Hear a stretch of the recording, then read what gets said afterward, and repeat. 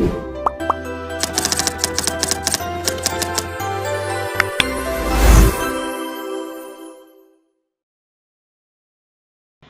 semuanya, kami dari kelompok 10. Sebelumnya, perkenalkan nama saya Telita Nindya Purnomo dengan NIM 25112064 Nama saya Naufal Siki Putra Syam dengan NIM 25112064 Dan saya Muhammad Rian Satria Praja dengan NIM 251120641109. Kali ini kelompok kami akan membahas tema digitalisasi birokrasi, tantangan dan peluang penerapan e-government di Indonesia.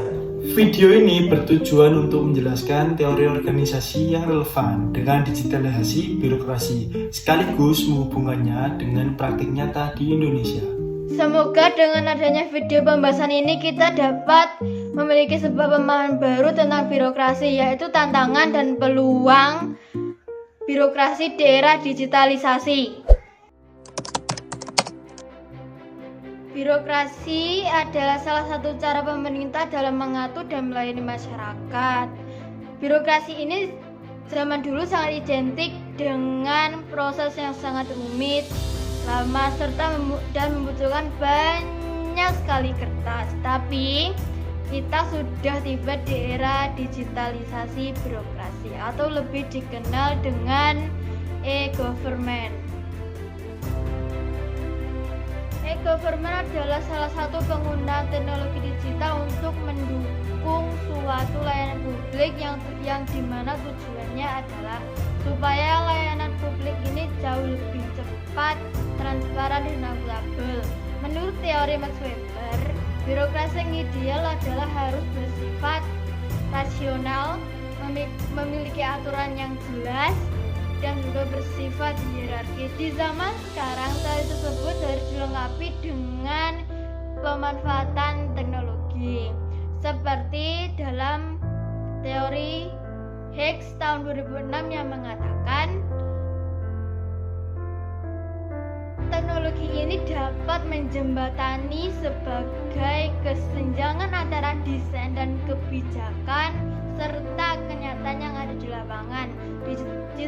Digitalisasi ini hadir agar masyarakat dapat mendapatkan suatu layanan publik yang jauh lebih mudah, murah, tepat, dan transparan.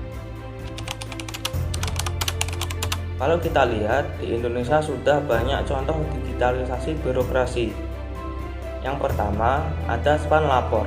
Ini aplikasi resmi buat masyarakat melapor masalah ke pemerintah. Misalnya ada jalan rusak atau pungli, jadi tidak perlu datang langsung ke kantor. Yang kedua, ada Mal Pelayanan Publik. Misalnya di Jakarta atau Surabaya, layanan perizinan sekarang bisa diurus lewat sistem online yang terintegrasi. Jadi satu pintu untuk banyak urusan. Yang ketiga, e-budgeting dan e-procurement. Sistem ini dipakai untuk mencegah korupsi anggaran karena semua transaksi tercetak secara digital. Yang keempat, ada juga KTP elektronik dan layanan dukcapil digital yang mempermudah verifikasi data penduduk. Dan yang terakhir, aplikasi Peduli Lindungi yang sekarang jadi Satu Sehat. Awalnya buat tracing COVID-19, tapi sekarang jadi platform kesehatan nasional. Semua ini contoh nyata bagaimana digitalisasi sudah mulai berjalan di birokrasi kita. Analisis kritis. Kalau kita analisis, ada kelebihan sekaligus kelemahan dari digitalisasi birokrasi ini. Kelebihannya jelas membuat layanan lebih efisien, masyarakat nggak perlu antri lama. Lalu, lebih transparan, ada jejak digital yang bisa diaudit dan juga lebih mudah diakses, cukup lewat HP atau komputer. Tapi, ada juga kelemahannya. Pertama, kesenjangan digital. Di kota besar, internet lancar, tapi di desa masih banyak yang sulit akses. Kedua, SDM ASN belum merata. Ada pegawai yang sudah melek digital, tapi ada juga yang masih gagal teknologi. Yang ketiga, keamanan data jadi masalah serius. kasus kebocoran data KTP elektronik contohnya. Yang keempat, sistem belum terintegrasi. Kadang-kadang tiap instansi bikin aplikasi sendiri-sendiri, jadi membingungkan masyarakat. Kalau dikaitkan dengan kondisi sekarang, digitalisasi itu sudah wajib, apalagi pasca pandemi. Pemerintah memang perlu terus dorong transformasi digital supaya mendukung visi Indonesia Emas 2045, tapi harus diimbangi dengan perbaikan infrastruktur internet, peningkatan literasi digital, dan keamanan data. Kalau tidak, digitalisasi bisa menambah masalah, bukan menyelesaikan.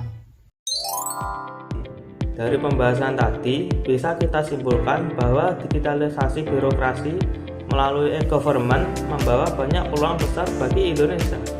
Pelayanan publik bisa menjadi lebih cepat, transparan, dan akuntabel. Namun, masih ada tantangan seperti kesenjangan digital, keterbatasan kemampuan SDM, keamanan data, dan kurangnya integrasi antar sistem. Karena itu, digitalisasi birokrasi harus terus dikembangkan agar benar-benar bermanfaat bagi seluruh masyarakat, bukan hanya di kota besar, tetapi juga sampai ke pelosok. Berikut adalah rekomendasi atau pengembangan. Pertama, pemerintah perlu memperkuat infrastruktur internet di seluruh wilayah, terutama daerah terpencil, supaya layanan digital bisa diakses merata. Kedua, perlu ada program peningkatan literasi digital bagi aparatur sipil negara atau ASN dan juga masyarakat, agar semua pihak bisa memanfaatkan teknologi dengan baik. Dan ketiga, pemerintah harus memastikan keamanan data dan privasi masyarakat melalui regulasi yang jelas dan sistem keamanan yang lebih kuat. Dan keempat adalah setiap instansi sebaiknya tidak berjalan dengan sendiri-sendiri, melainkan dengan membangun sebuah sistem yang berintegrasi di mana masyarakat tidak bingung dengan banyaknya aplikasi yang telah tersedia. Dan yang terakhir adalah sangat penting untuk membuka ruang partisipasi lewat platform digital supaya masyarakat itu ikut serta dalam mengawasi, memberikan masukan, dan juga melaporkan masalah mereka secara mudah. Demikian penjelasan yang kami sampaikan untuk kesempatan kali ini. Kami berharap apa yang sudah dipresentasikan dapat memberikan manfaat dan menambah wawasan bagi kita semua. Terima kasih atas perhatian dan waktunya. Mohon maaf bila ada kesalahan. Sampai jumpa.